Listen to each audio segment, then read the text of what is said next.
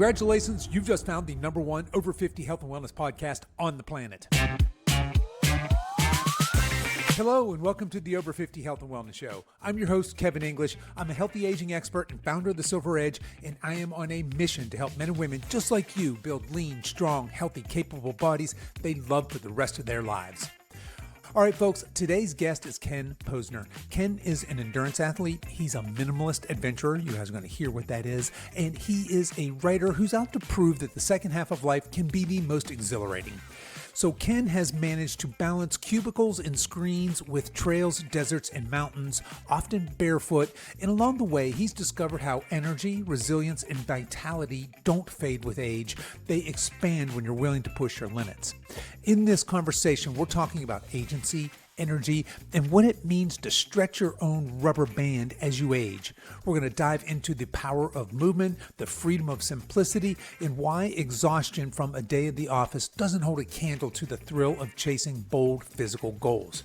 So, if you've ever felt like you're too old to take on something new, buckle up. Ken is here to show you how wrong that idea really is.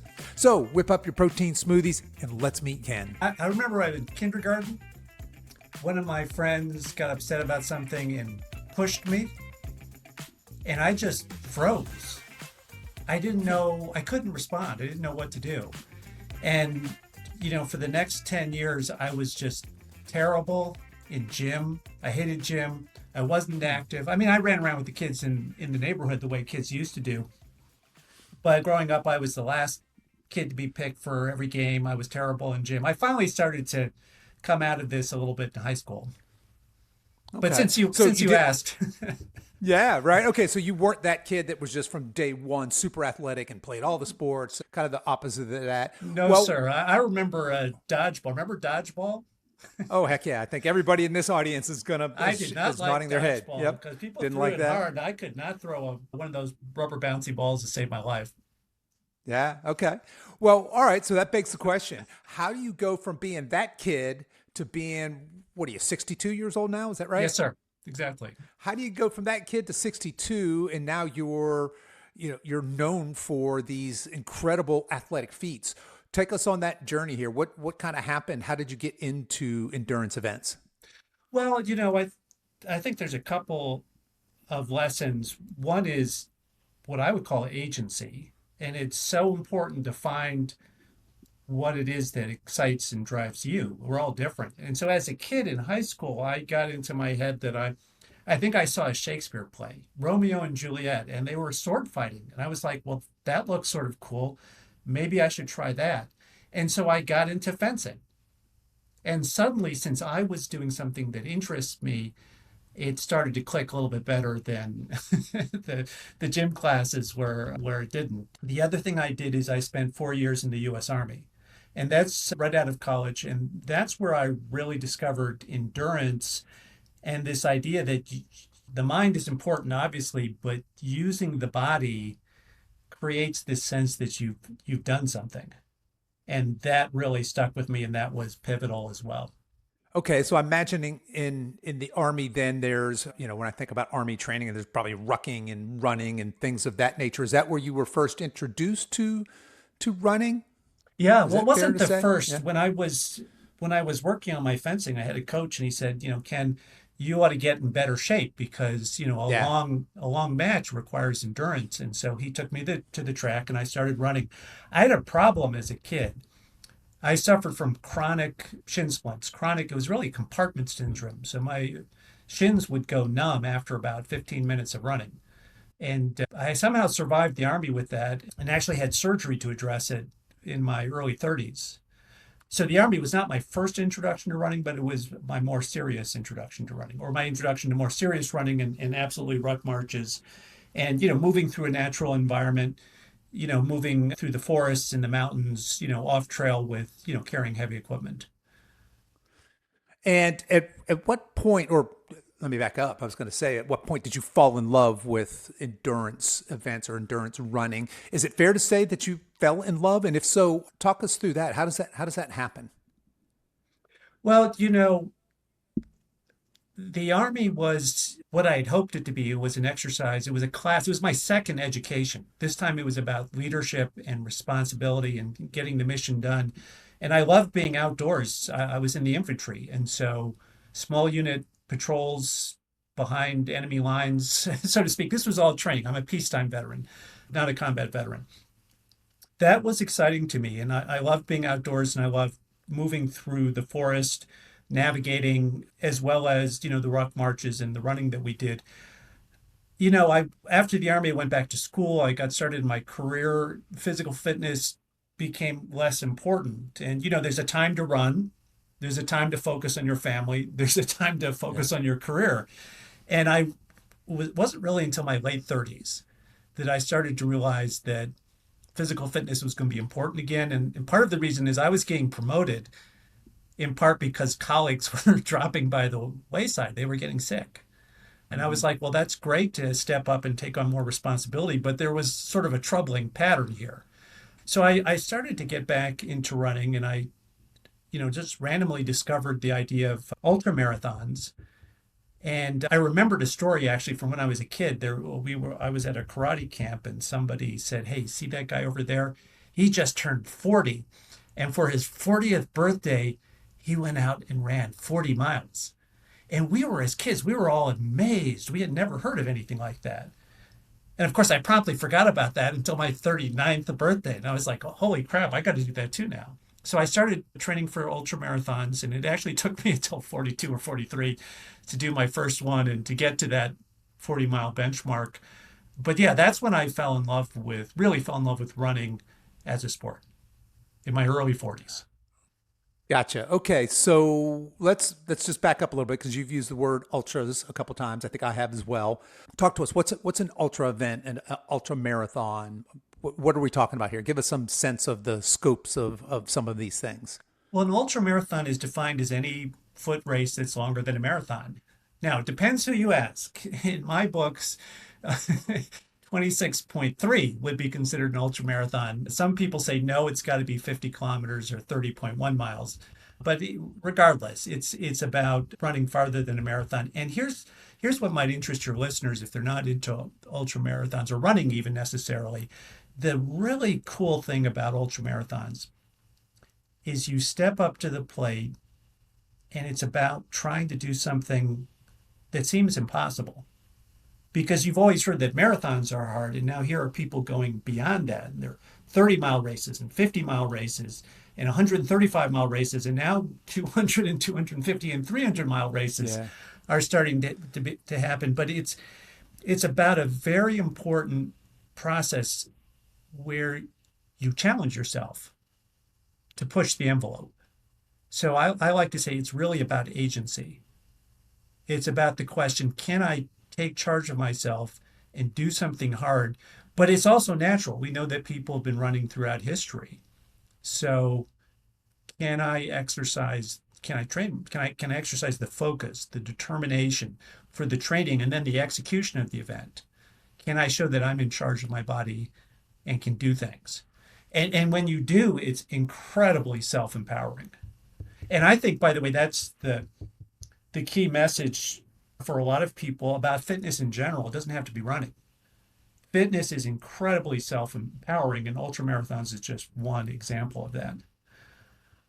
Yeah, fairly extreme example, I think, but I agree with you. I do believe that any fitness endeavor spills out into all areas of your Yeah. life. But I want to dig into this psychology a little bit because I'm fascinated. So in my background, I've got a few marathons, a Mhm. whole bunch of triathlons. So I did that somewhere probably late 30s, really kind of that. And my next step was actually going to be, I was starting to think about, okay, I got to do an ultra. I got to do an ultra. Mhm. Got obsessed on that a little bit. And at one point, my wife made a comment to me, something about to the effect of, Kevin, what are you running away from? And it's funny how that struck me. Now, at the time, it struck me extremely defensively. A wall went up immediately. How do you know I'm running away from anything? How do you know I'm Right. not running towards something, right? But she had observed something in Right. me, and there, in doing a little bit of digging through that, yes, there was some escapism, some channels for addictive behaviors, right? So that was kind of my psychology. And here you're talking about, connecting to the person inside of me. I'm setting these audacious goals, and then can I physically do something that seems impossible?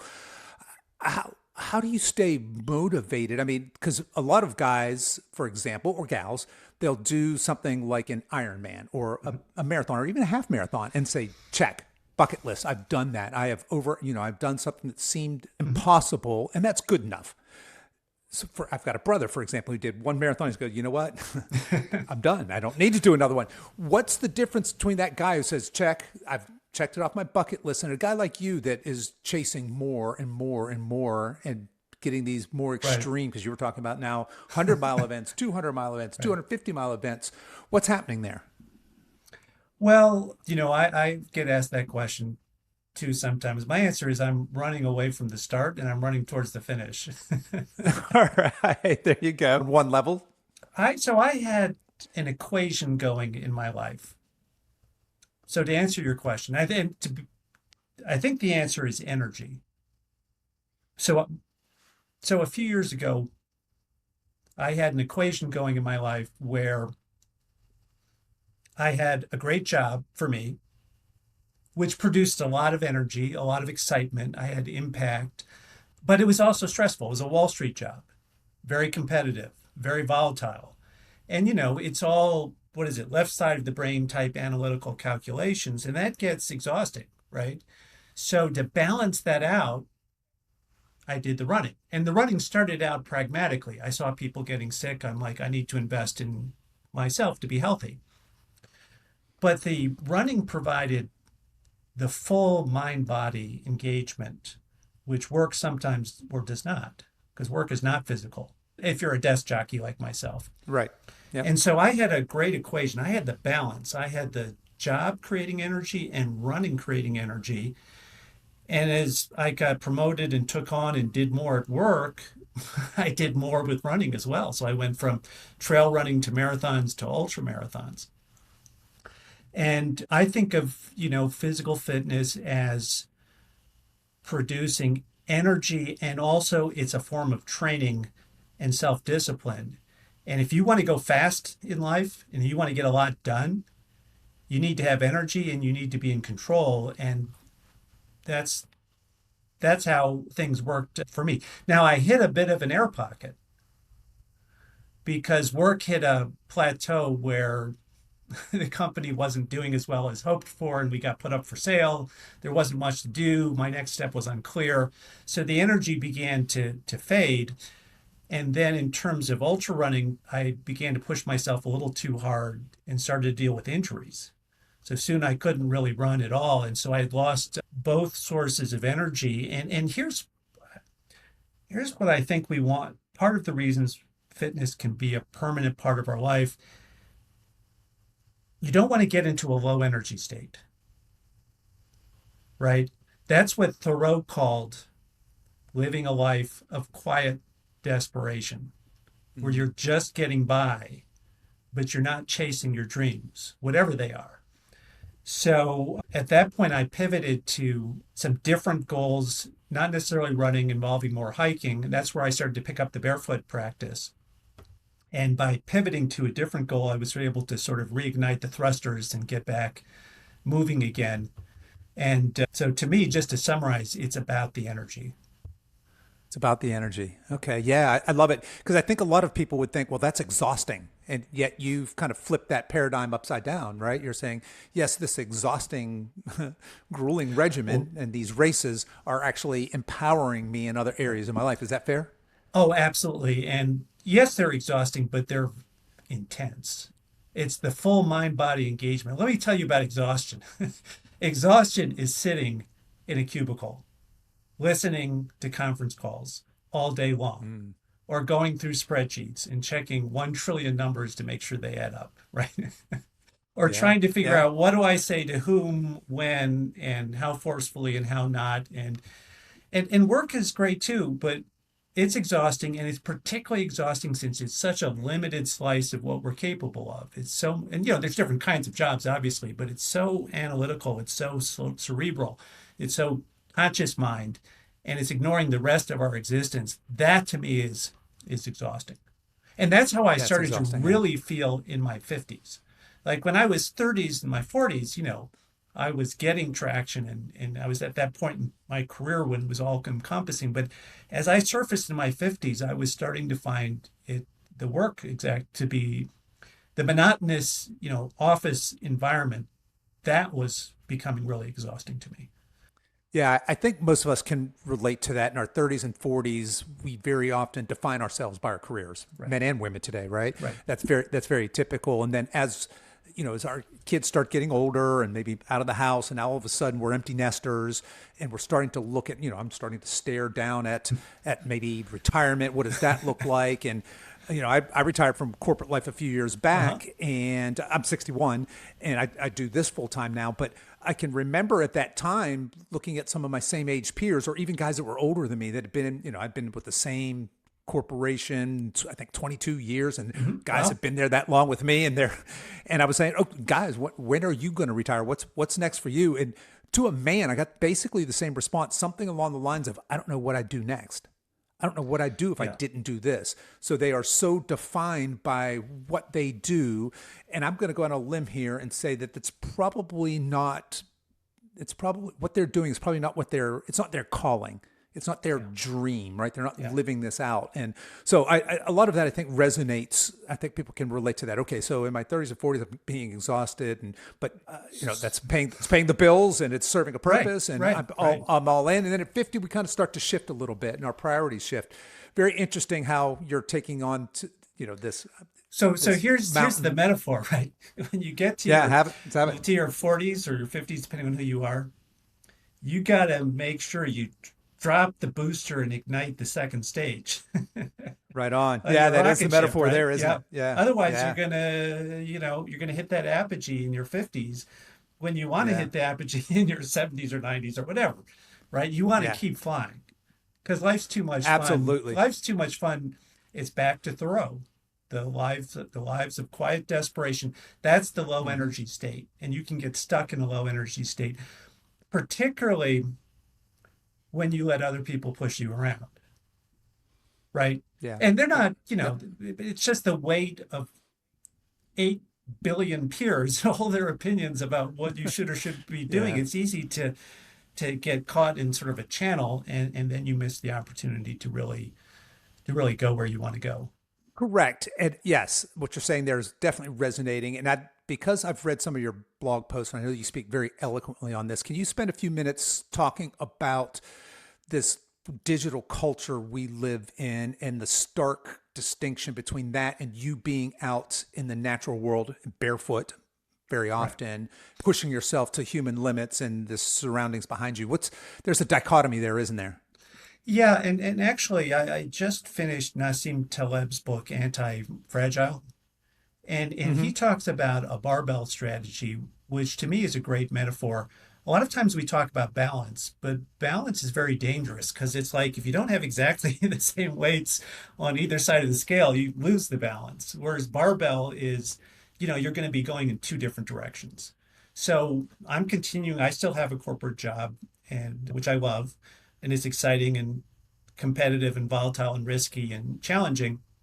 And there it's all about the spreadsheets and the analysis and using the technology. We and everybody else are using AI now as this new incredibly powerful tool.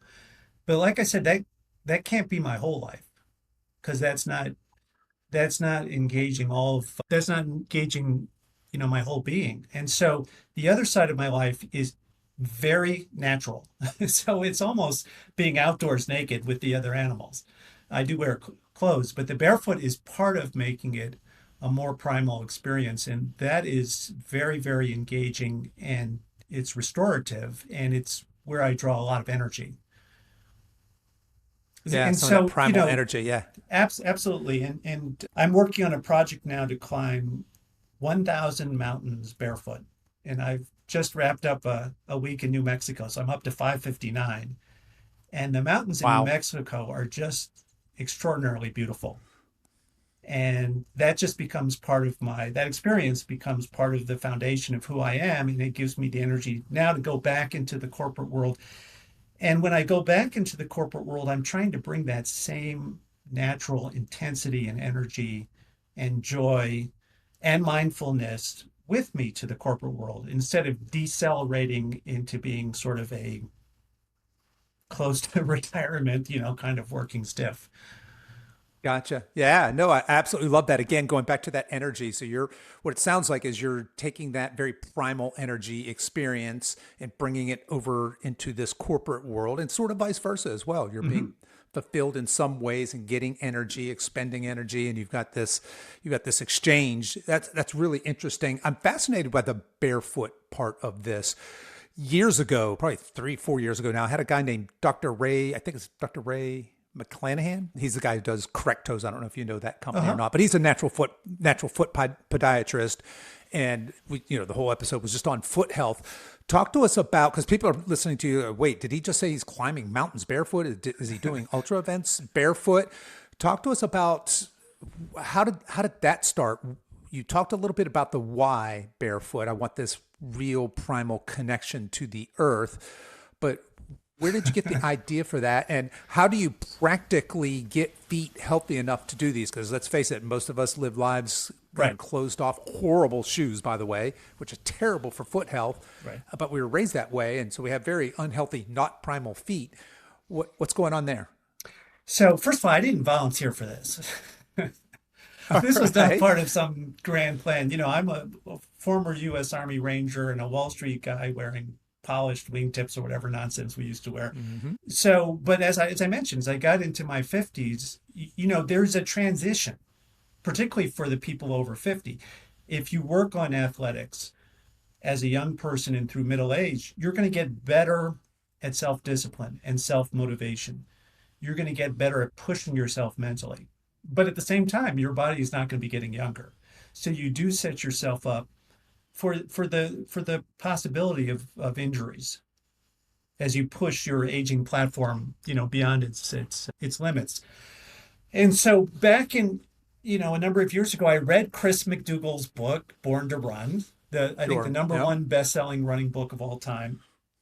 Yep. And he talked about barefoot as a way to regain some natural gait, which the shoes, as useful a technology as they may be, they may introduce distortions into your natural gait.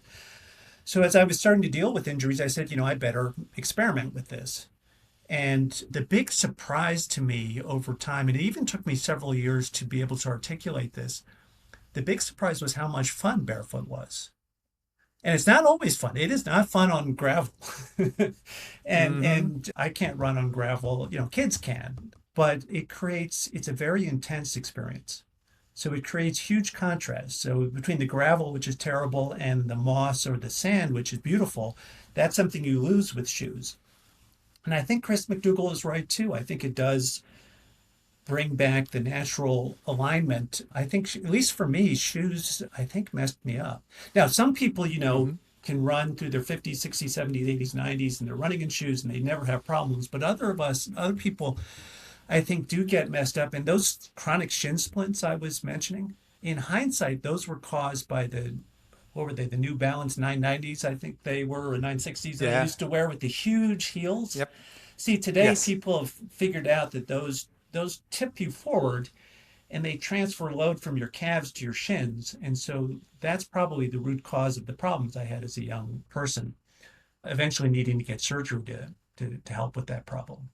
Yeah, I think that most of us don't realize that today, if you go to a modern running store, they're going to put you on a fancy computer machine and you're going to run and they're going to study your running gait. And they're going to photograph it and they're going to say, Yeah. oh, you're an overpronator and you're this and you're that. And they're going to give you a shoe based on your running style, which is great for if you're a shoe store, Right. but not so good for the person running. Because really what's happening is what is being observed there is really crappy running form.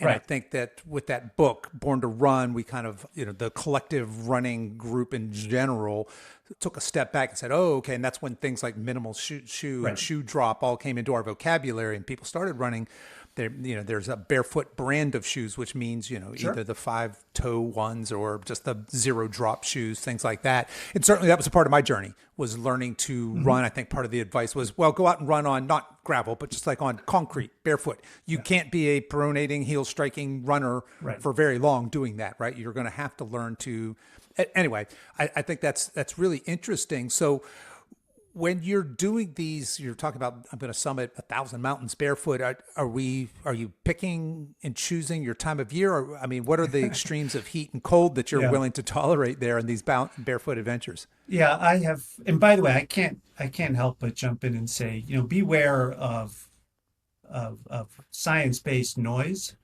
So the stuff in the running stores, they can't analyze your running style. That's meaningless, right? They're just Right. marketing different kinds of 100%. shoes. Yes. They're So selling you shoes. Yep. exactly. So in practical terms for barefoot, I have gone barefooting in snow and ice, and I will tell you, you've got to be cautious. People have different limits. Our ancestors, survived the ice ages. And they may have had moccasins and sandals, but not everybody had them all the time. So people have amazing capabilities, but I generally do not. I generally avoid snow and ice, just to answer your question. And then in the summer, the sand can get very hot. So I was out in Sure. California in June, going up Baldy Mountain, and it was even worse. I think it was Big Horse Mountain, and it's always like the sun is behind you and you're climbing, so it's the 90-degree aspect, and the sand starts to heat up around noon, 1, 2 o'clock. It got very, very difficult. So when I'm smart, I'll try to get out early or avoid, the peak temperatures. But otherwise, if it's hot out, you've got to run from bit of shade to bit of shade and watch for where there's Okay. little bits of grass Yeah. to stand on, and choose the yellow sand over the darker brown sand is a challenge. But that's part of what makes barefoot. And here's what I would tell your listeners, barefoot is not necessarily what you want to do if the ultra marathon is what excites you about pushing that boundary, because that would be hard to do unless you pick just the right course. But barefoot turns every hike or walk or run into an adventure, because you don't know necessarily what you're getting into, and you're going to have to figure your way through rough terrain in some cases. What I would say, though, the one area for your listeners, and a lot of people are curious about barefoot. So when I'm out on the trails, people are like, wow, how are you doing that? Yeah. They really like it. They call me, warrior or Mr. Natural, and they say things like badass and respect. So people like it because it's natural. But where I would differ from Chris McDougall's, I would say don't jump into barefoot running. Go for a walk. Go for a Yeah. walk in, your local park. Right? Or go to a coffee shop or the grocery store. And if somebody asks you what you're doing, say you're grounding. But start easy. And then it can be a lifetime journey of gradually expanding your capabilities rather than trying to dive into it. And by the way, part of the reason I picked up barefoot in my 50s is I said, hey, it would be helpful to develop to improve my alignment so I have less risk of injury. Number one. Number two, I said, as I'm getting older, it might be smarter to do some of my training at a slower pace and shorter distances, which barefoot is going to guarantee, right? And then finally, I said, it would be really cool to have a new practice where I could start to improve and get better. Because in my mid 50s, my personal bests were starting to slip, as they tend to do for us. So I thought it'd be really fun to have something new to do. So some of your listeners, if this catches your fancy, you could start out walking. Then you could find a trail to hike on. And then you can sign up for your first 5K. And then you go down, and then if the 5K goes well, you do a few more, and then maybe you step up to a 10K. The longest I've done is 50 miles barefoot. Now, that's in a municipal park, a loop type race, and it's a very smooth mowed grass surface. So you can go long distances. But I tell you, there's some 5Ks I've gotten to where they changed the course and it was all gravel. And I was like, it took me like an hour. So, Yeah, so no, that doesn't sound like a be whole lot of difficult. fun. Yeah. It can be very difficult if you have if you have tough terrain. And I'm just kind of curious. I'm fascinated by this idea of foot health and barefoot. How long should they expect before their feet start to toughen up to be able to walk across just varied terrain? Maybe not necessarily, hard gravel, but just in general. Is that Well, I something that think the develops pretty feet, quickly? when I got into actual barefoot running, after about 3 months, I was running 10 miles. So I don't think Okay, it there you takes go. that long for the skin to toughen up a little bit. That's probably not the right way to do it because you've got the endurance as a runner from running in your shod style, and barefoot is different. So giving yourself a multi-year runway to just experiment and grow is the way to do it. The real challenge with barefoot isn't the skin, because the skin's never going to be as strong as rocks, right? The Yep. real challenge with barefoot is form. So we're Hmm. talking about natural alignment. It's very different, very different from walking in shoes, because shoes you don't have to land softly. The sole protects your feet from whether it's gravel or those little irritating bits of grit or whatever it is. And so you have to learn to re-engage your core muscles as the body's shock absorber. So by the way, as a kid, I grew up in shoes and I went to school and sat on my butt all day. And we had recess and we had gym. But as a young man, I had terrible posture, terrible form. And again, some people are more athletic and more resistant, but the combination of sedentary lifestyle and shoes just destroys, our natural suspension. So that's what you learn Yeah. from barefoot is how to step lightly. And it's totally different from clumping around in shoes. There's just no comparison. Yeah, love it. I think it's fair to say also that most of us have atrophied feet. The feet in our muscles Absolutely. that say our ancestors would have been their feet looked dramatically different than ours do today, Yeah, right? yeah, So that's yeah. probably another benefit of getting out and walking barefoot is starting to develop some of those muscles in Ab- your foot. But and absolutely, yeah, Kevin, and not to interrupt, but this is an important point for 50s and older, right? What's the number one cause of emergency room visits for people 50 years and older? going to fall, isn't it? Yeah, That's right. And so barefoot is a great modality for teaching agility and balance. And you don't yep, have to be, climbing mountains or running ultra marathons. But just as you walk around, it's going to teach you not only to use your body as a shock absorber, it's going to teach you to pay attention to where you're stepping and to be mindful. And it's going to teach you agility and balance because when you're walking on a rocky trail, you can't be shaking back and forth because that's giving the pointy rocks, two or three bites at the apple, so to speak. You have to be very steady and very precise. And so I recommend it highly for folks just as a way to, to preserve your natural balance and agility and not turn into, not become frail and unsteady, any sooner than you have to. So I'm sorry I cut you yeah. off, Kevin, but I just thought that was No, important for the for. it is important. I'm glad you brought that up. Yes, because clearly, this audience listening is primarily 50, 60, some Mhm. 70s. Yep. But I think what all of us have in common is we if we're lucky enough to still have parents, we have a view of aging. At this age, we're no longer immortal. When we were 20, we were immortal. Now we're in our 50s, 60s, 70s. We realize we're not immortal. And I think we all want to hit our 80s if we're blessed enough to be in our 90s as somebody who's strong and capable and not somebody who's susceptible to falls and frail and sarcopenic, et cetera. So I'm glad you brought that up. But Ken, I'd love to transition here. The coach in me just can't help but get some of these specifics out of you while I got you here. I want to know I'm going to talk about training and I want to talk about nutrition. So let's start with training. What does let me back up. What does your style of training look like as you prepare for, say, specifically some sort of an ultra endurance event, say 100-mile race? What are the months leading up to that? What does a typical week look like for you in training for this kind of an event at this stage in your life? So at this stage in my life, Kevin, there's no real pattern because I'm operating against multiple goals at all times. Hmm. Right. So one of my projects, I'm trying to do this is a ridiculous project. I'm trying to do the 50 barefoot marathons in 50 states and making very Yep. slow Okay. progress towards that. Okay. Yeah. But those events, and I've got a race coming up in October. So those events give me my endurance. I love to do 5Ks and 10Ks and half marathons.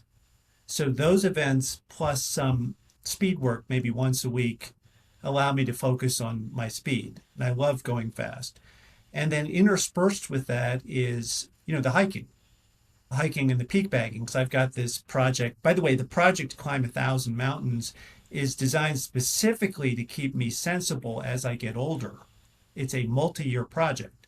So what I'm constantly doing is just evaluating, what's my current speed, what's my current endurance levels vis-a-vis the events I have stacked up, and making some day by day adjustments to my training plan. So it's very different from when I first started out. When I first started out, I read Jeff Galloway's book on Yeah. how to train for your first marathon, and it had really good guidance.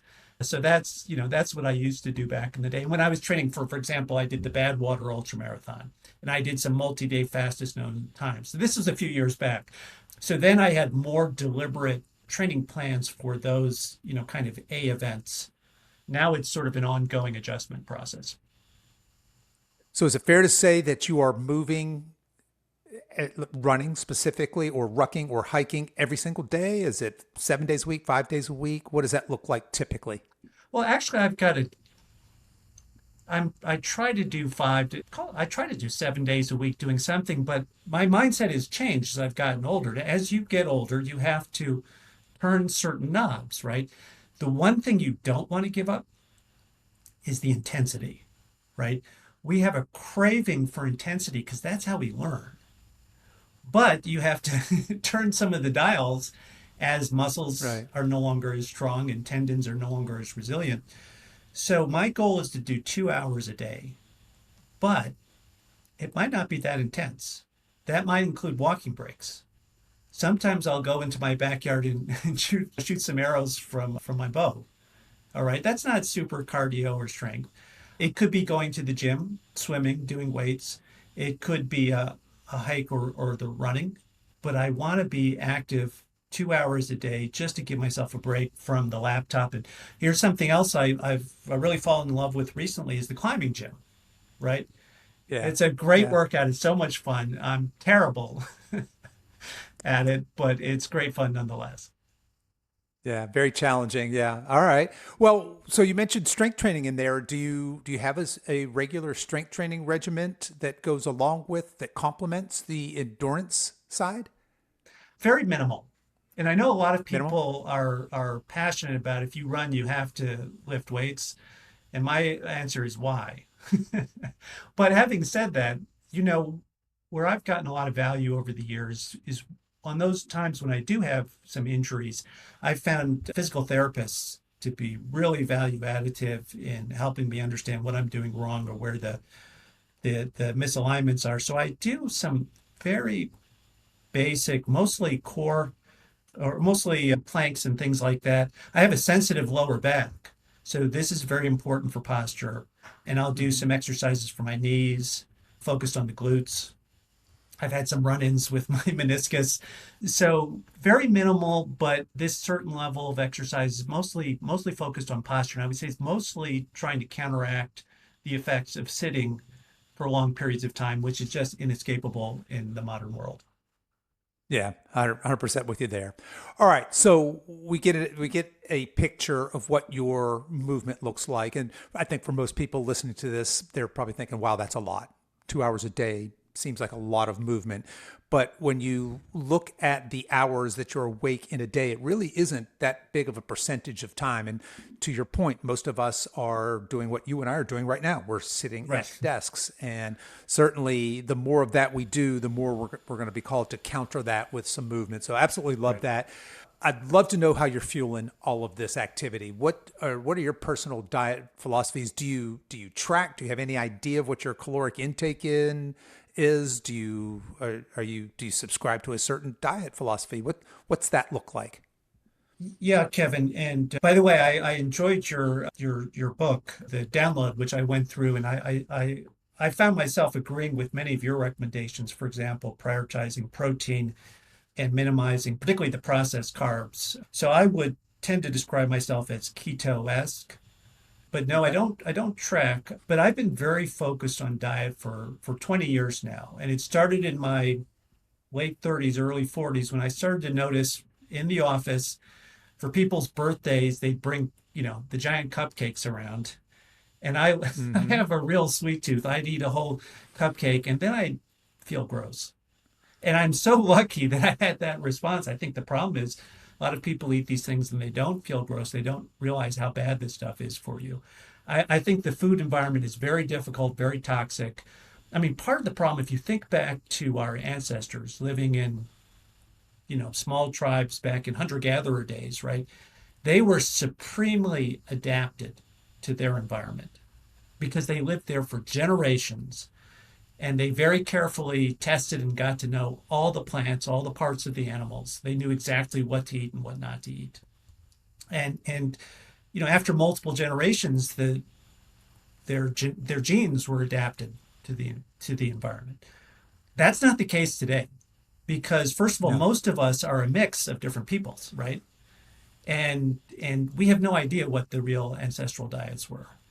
And furthermore, the food environment is changing very rapidly, and the power of technology is allowing food companies to really optimize for what sells, which means taste, Right. right? Yeah. And there's no understanding. I don't think nutrition science is really a settled science. And so I think there's really very limited understanding of how to make this industrial food good for you.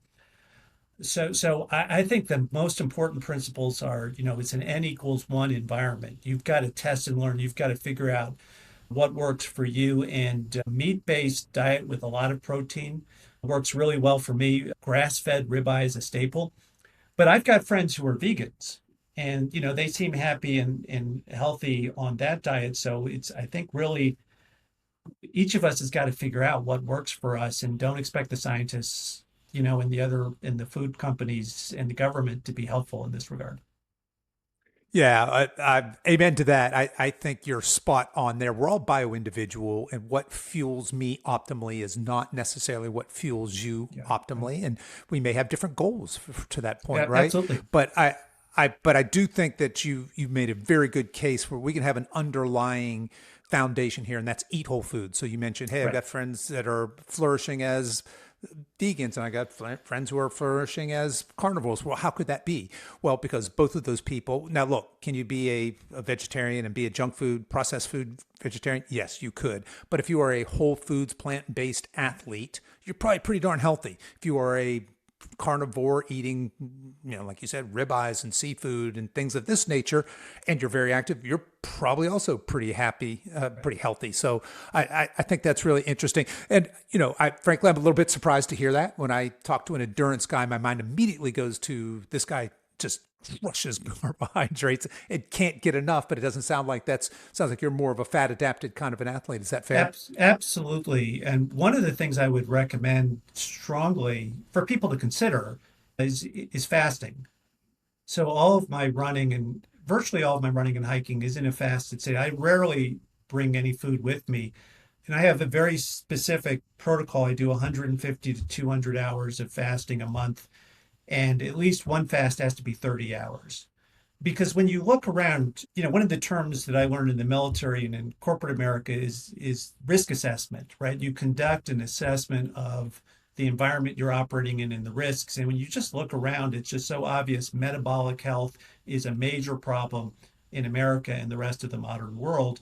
And there's no truth to what's causing this, but one of the common hypotheses is too much sugar has, not only bad effects on the body, but it causes the body to stop burning fat because it doesn't need to. And the body is generally not going to do things unless it needs to do, it's forced to do them. So I think fasting not only reestablishes your fat burning capability, but the beautiful thing about it, it gives you the confidence to walk past bad options, right? Mm, Because I was on a drive yeah. last night and I was actually driving 5 hours from Santa Fe to Colorado Springs. And, I was starting to get hungry and there's a McDonald's sign. And I'm like, I don't want to eat McDonald's. So I kept going. Yeah. Right. And, or, I did a business trip once and it was a 1 day in and out kind of deal. And I didn't want to get the stuff in the airport. And I didn't want to have the rubber chicken in the hotel and the horrible box lunch, which is just all carbs, right? You've got a chocolate cookie, an Yeah. apple, potato chips, a sandwich that's mostly bread. So I would just spend Right. 48 hours without eating anything. And it was incredibly self-empowering to say, you know what? When I get home, I'm going to eat stuff that I know is good for me and has energy and nutrition. And I'm just going to pass on all this crap. All right. So yeah, you are you are definitely a fascinating person here. Like I said, I was expecting when you came on, endurance my mind immediately goes to this guy sucking down a goo every 45 minutes, and he's I used to got a do that. timer on his watch. Yeah, right, because that is the standard there. And then when you mentioned, hey, I do a lot of these events fasted, it would be really tough to do that if you were a glucose based athlete as opposed to a fat based athlete, right? So, really interesting. And I love this idea of, because we hear, I mean, intermittent fasting gets so much hype that it just, as a Right. nutrition coach, I'm kind of like, ugh, okay, all right. Then I hear things like, well, the cell autophagy and all that. Well, yeah, after 36, 48 hours, you're probably getting in an accelerated state there. But I am a fan of actually periodic prolonged fasting, more for the Mm-hmm. reasons you're describing, more for self development, more for spiritual Mm-hmm. reasons. And that brings me, as we're kind of wrapping up here, to my next question. I wanted to ask you this. For you personally, is there a spiritual side to running for you? Do you have in other words, is this amount of movement and your connection to the earth, is this bringing you closer to source, God, however you define that? Is there a bigger picture or spiritual side to this kind of endeavor for you? Or do you not really frame it in that sense? No, the answer is absolutely yes. And I do frame it exactly in that sense. And by the way, physical fitness as a path to spiritual development is widespread across many, many, many cultures. So I could quote to you, what the Yorick Indians do, or what I've read about what they do in Northwest California. They have a practice of training, which is meant to develop spiritual powers in the sense of taking charge, in the sense of making your mind stronger and being able to take charge of yourself and achieve your purpose in life. I would say the two really simple ways to think about the spiritual framework is one, physical fitness is a form of training and it makes you the best possible version of who you're supposed to be because it teaches you to be strong and in control and to manage yourself in high stress regimes. And then the second thing about fitness, and particularly out in nature, as I mentioned earlier, we all struggle under the opinions of all of our peers about what we should do and how we should spend our time and what what kind of clothes we should wear and what toothpaste to use. And being out in nature allows some of that noise to diminish. And you start to hear the voices and perceive the visions that are a deeper form of connection. And it's a way to also discover who you really are instead of who other people want you to be. So, absolutely 1000%. I think that's why it's so important to continue the practice in your 30s, 40s, 50s, 60s, and whatever happens next, because you don't want to ever give up on this path. You want to, like they say in the army, you want to stay in the fight. So you want to keep training yourself so that you're strong and ready. So I believe passionately that fitness for many of us, maybe not for everybody, but it can be a way just to be the best version of yourself. That's what we're trying to do. Yeah, beautifully spoken. I love that. All right. Well, as we're wrapping up here, one final question: how long are you going to keep this up? What's in store for 72-year-old Ken? In other words, what if you as you look out at this longer horizon, do you do you see yourself still chasing these audacious goals 5, 10, 15 years from now? Is it limitless? Do you think that far ahead? How does that look for you? Yeah, I think we're all here on Earth to make the world a little bit of a better place. And that's our job. Make it better for ourselves, make it better for friends, family, community, the nation, however you want to define your mission. So you keep trying while you can. And at some point you can't. And then you gracefully, hopefully say, Yeah. good luck to you guys. It's your turn now. So I want to keep doing stuff. Did you hear about Bob Becker? Bob's a great guy. He Did not know. just he just ran Badwater at age 80, becoming the oldest person to do so. Oh, is that So, right? oh yeah. So for folks that don't know what bad water is, go ahead and explain that very Well, quickly. Badwater is the 135-mile ultra marathon through Death Valley, Yeah, up through the desert, right? Through halfway up. extreme conditions. Yeah. Yeah, so temperatures of 120 plus. So, none of us is guaranteed to be able to do that at age 80, but we're all going to chase our dreams and try to do something that matters as long as we can. So I don't. Right on. We'll All right. get back on. We'll get back on. I'll be back on your call in 10 years, and I'll let you know. Yeah, that's right. We'll see where we are. Yeah, I love Exactly. it. All right. Yeah, that was Bob Becker, you said? Bob Becker. I got to check that out. That's absolutely amazing. I mean, that's an amazing feat of human will and spirit. Yes. Anyway, to be able to do 135 miles just on a grassy lane in pleasant conditions is one thing, but through Death Valley, that's absolutely amazing. All right. Well, as we're wrapping up here, Ken, where can people who want to learn more about you, where can they connect with you? Where can they find out more? I know you got a new book coming out. Let's tell people how they can connect and find out more. Yeah, well, I've got a website which is pretty easy to remember. It's www.barefootken.com. And yes, I do have a book coming out. It's called Chasing the Grid. It's available September 23rd. You can pre-order it now on Amazon. And it really talks about the pivot I made in my mid 50s as I was beginning to struggle with work and injuries from the pure focus on aggressive ultra running to this peak bagging project, which allowed me, to reignite or ignite the second stage of the rocket and let the first stage drop away. So I hope it's fun and interesting for people. And you can find that on my website and all my social media stuff, www.barefootken.com. All right, great. And folks, I will put all of that into the show notes. You can find those on whatever app you're listening to this on. Of course, I'll be on our website as well. But Ken, I want to thank you so much for taking the time to come and share your wisdom and your energy with us, as well as your inspiration. I think you are certainly an inspiration out there. I love the stuff that you're doing, and just encourage you to keep carrying that banner of what strong, healthy aging can and should look like. That's my plan. Hey, thank you, Kevin. I love what you're doing as well. And I encourage all your listeners to download the ebook, which I thought was really thoughtful and well written from your website. Right so on. Thank you, Kevin. Okay, that's our show for today, folks. If you are interested in learning how the Silver Edge Collective membership program can help you feel lean, strong, and confident again, you can find a link to learn more in the show notes for this episode, and you can find that on whatever app you're listening to this on, or head over to silveredgefitness.com/368. As we wrap up our time together today, you can show your support for this show in two important ways. The first is to tell a friend about this podcast and encourage them to give it a listen.